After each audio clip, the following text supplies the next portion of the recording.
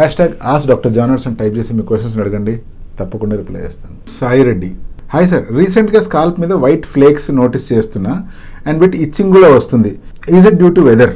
Scalp మీద white flakes రావడం కానీ, అది దురద పెట్టడం కానీ, తల మీద తెల్లని పొట్టులాగా రావడం కానీ, లేదా తలలో మీరు చేయి పెట్టుకొని లేదా గోళ్లతో గోక్కున్నప్పుడు మట్టిలా అనిపించడం కానీ, ఇదంతా డాండ్రఫ్ లక్షణాలు.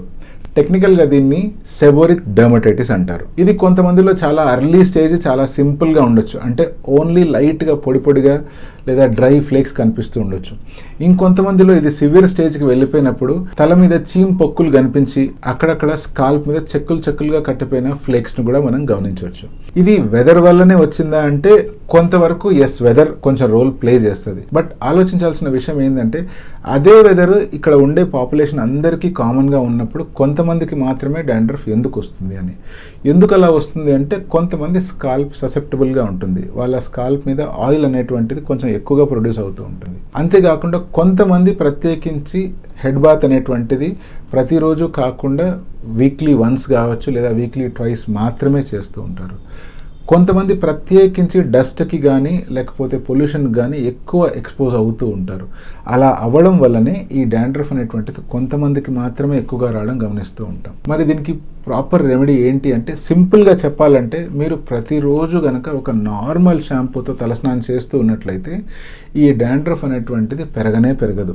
బట్ కొంతమందికి ఇది సివియర్ స్టేజ్కి వెళ్ళిపోయి ఉంటుంది. అటువంటి సిచ్యువేషన్లో జస్ట్ ఏదో ఒక షాంపూ వాడితే సరిపోదు.